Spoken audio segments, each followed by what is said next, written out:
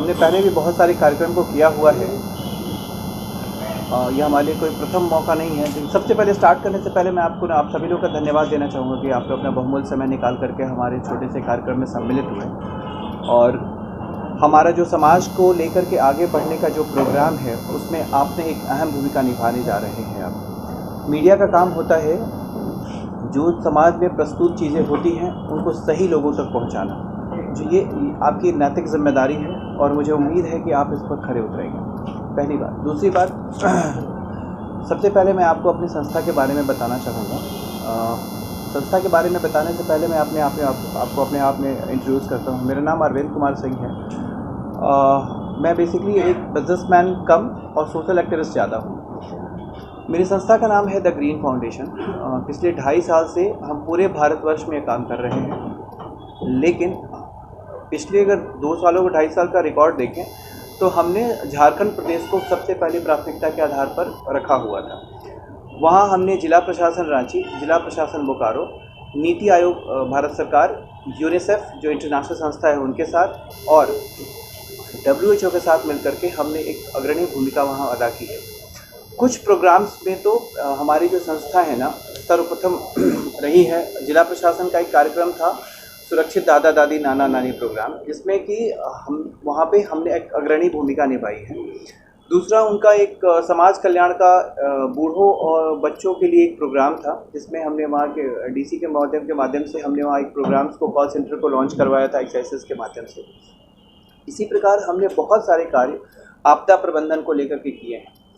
ये जो green foundation है या ना बहुत सारे चीज़ों को तो हम कवर नहीं कर सकते हैं, लेकिन हमने कुछ वैसी चीज़ें को कवर किया है जहाँ तक मेरी क्षमता गई है। जैसे कि मैं आपको एग्जांपल दे दूँ, हमारा एक है फेट करता क्या है कि जो विलुप्त तो हो रही कला और संस्कृति है उसको हम अपने प्लेटफॉर्म पे, डिजिटल प्लेटफॉर्म पे वैसे लोगों को फाइंड आउट करते हैं जो विलुप्त हो रही कला और संस्कृति को उन्होंने संजो कर रखा है, उसको वो अपने प्लेटफॉर्म पे ला करके हम उजागर करेंगे किसी प्रकार की कला और संस्कृति है। दूसरा हमारा एक यूनिट है, यहाँ लिखा हुआ होप रेस्क्यू। होप रेस्क्यू हमारा यूनिट ऐसा है वो जो सिर्फ और सिर्फ आपदा प्रबंधन और पेंडेमिक जैसे सिचुएशंस में काम करता है। आपदा प्रबंधन में कुछ भी हो सकता है। अभी जैसे हिमाचल में बाढ़ आया हुआ था, परसों कल हमारी टीम वहाँ गई है और वहाँ पे लोगों से हमने रेस्क्यू ऑपरेशन स्टार्ट करवाया है। चूँकि आपदा प्रबंधन में पिछले 1.5 साल 2 साल से तो पेंडेमिक ही चल रहा है और इसमें हमने अग्रणी भूमिका भी निभाई है। हमने बहुत सारे संसाधनों को, जो इनके पास पर्याप्त संसाधन थे और जो संसाधनों के अभाव में थे, उन दोनों को मर्ज करने का काम किया है। तीसरा हमारा ये है wow foundation, women and waves करके है। इसमें हम औरतों के सशक्तिकरण, विमेन एम्पावरमेंट पर काम करते हैं। इसमें हमारी बहुत सारी महिलाएं जुड़ी हुई हैं जो औरतों के रोजगार के लिए, औरतों के आत्मसम्मान के लिए और उनकी गरिमा को बचाए रखने के लिए यह हमारा यूनिट उनके लिए काम करता है। इसके पीछे हमारा एक ऑर्गेनाइजेशन है the insight foundation. Insight foundation जो है वो हम एजुकेशन पर काम करते हैं। एजुकेशन में बेसिक हमारा जो मोटो है वो नैतिक मूल्यों पर है। अभी आप देखेंगे कि अभी जो शिक्षा में है नैतिक मूल्यों की बहुत ज़्यादा गिरावट है।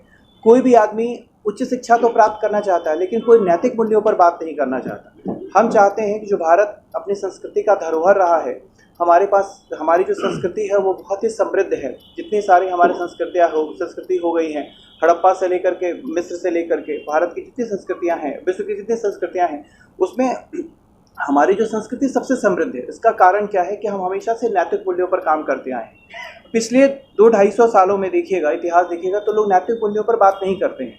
हम सिर्फ व्यावसायिक मूल्यों पर बात करते हैं। शिक्षा भी व्यावसायीकरण हो चुका है। इसी संदर्भ में हमारी जो संस्था है ना, नैतिक मूल्यों को आगे करने के लिए हमने एक छोटी सी पहल की है। तीसरा हमारा छठा संस्था है स्टर्न फर्म फाउंडेशन। इसमें ना ये हमारा यूनिट ह्यूमन राइट्स पर काम करता है। ह्यूमन राइट्स पर, जैसे कि जो भी हमारा मनुष्य के संसाधनों के विकास में जो भी अवरोध पैदा होता है, इस पर हम काम करते हैं। इसी के तत्वाधान में हमने एक पॉस्को एक्ट, आपने नाम सुना होगा, जम्मू कश्मीर में पिछली बार जो स्टार्ट हुआ था उसमें अमेंडमेंट हुआ था। इसी पर हम हाई कोर्ट में एक PIL भी फाइल करने जा रहे हैं, जिसके लिए हमारे मित्र हैं, हमारे सहयोगी हैं, इसी पार्टनर, ये इलाहाबाद हाई कोर्ट में से संबंध है और बनारस में ये सिविल कोर्ट में प्रैक्टिशनर भी हैं। ये फाइट कर रहे हैं, PIL कर रहे हैं इलाहाबाद हाई कोर्ट में हमारे स्टर्न फर्म फाउंडेशन के तत्वाधान में, जो पॉस्को से लेकर के PIL करेगा। अब झारखंड को ही क्यों चुना?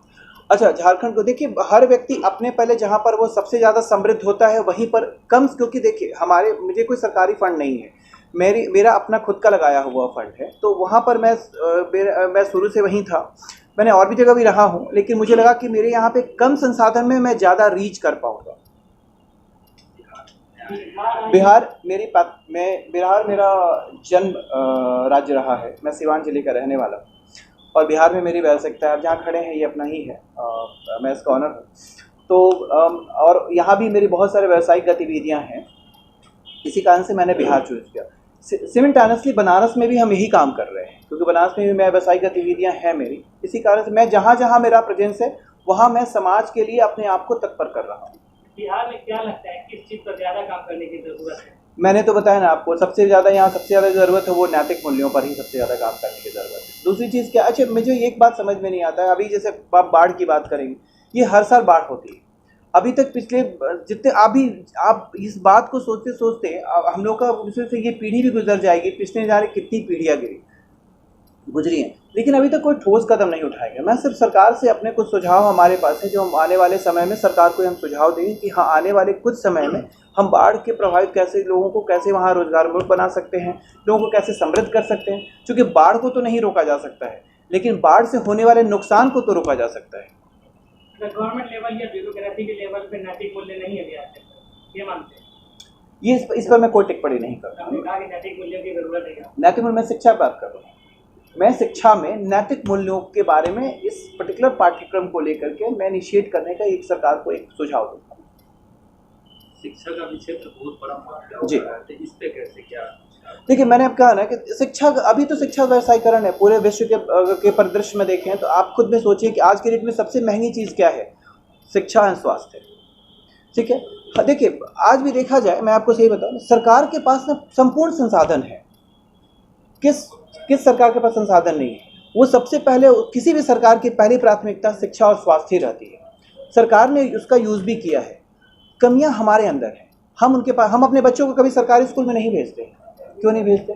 हम पहले से पूर्वाग्रह से आश्रित होते हैं कि नहीं यहाँ जाएंगे तो यहाँ पे शिक्षा नहीं मिलेगी। ऐसा कुछ भी नहीं है, हम एक बार भेज करके देखें। तो जाहिर पे छत के पर अपने वाली बात कर रहे हैं कि पेपर भेज के देखें कि शिक्षा मिलती है कि नहीं, इसको कैसे सुधारा जाएगा शिक्षा? देखिए अगर आप भेजेंगे तो आपको मैं आपसे ये कहूँ सर कि आप मुझे एग्जैक्ट कमियों के बारे में बताएं।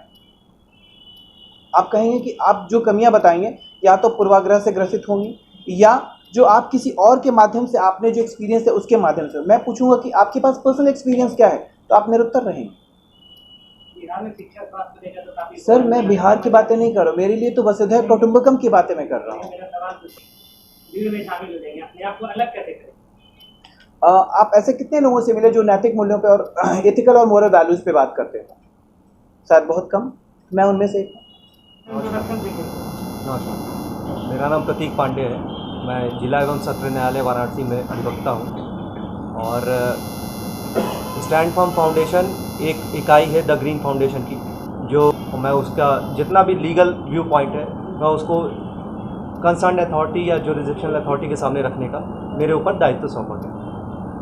अब हाल फिलहाल में एक पॉक्सो एक्ट में अमेंडमेंट किया गया है, जिसमें ये बात अमल में लाई गई है कि 376 AB ऐसे करके जो भी ऑफेंसेस है या जो भी सेक्शन के मैटर हैं उसमें जो चार्जशीट दायर करने का समय अवधि है उसको 1 माह किया गया।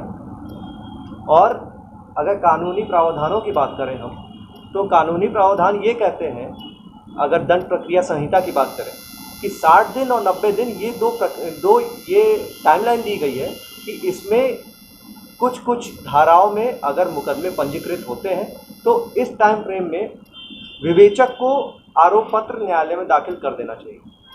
अगर वो दाखिल नहीं कर पाता है, उस सूरत में जो अभियुक्त है उसको डिफ़ॉल्ट बेल का राइट है। उसको उस समय अगर उस टाइमलाइन में आरोप पत्र न्यायालय में दाखिल नहीं हुआ तो वो डिफ़ॉल्ट बेल फाइल कर सकता है और उसको उस बेल पे छोड़ दिया जाएगा, बेल बॉन्ड फर्निश कर देगा। न्यायालय में 1 महीने के लिए पॉक्सो एक्ट में अमेंडमेंट किया गया, लेकिन डिफ़ॉल्ट बेल के प्रोविज़न को अमेंड नहीं किया गया। इस पे हम जनहित याचिका एक फाइल कर रहे हैं। कि आप इलीगल डिटेंशन में किसी को कैसे रख सकते हैं। इस बात को हम अपनी जनहित याचिका के थ्रू माननीय उच्च न्यायालय इलाहाबाद के सामने रखने जा रहे हैं और उम्मीद है कि न्यायालय हमारी बात को सुन के उसका संज्ञान लेगी और इस पर कार्रवाई को आगे करेगी।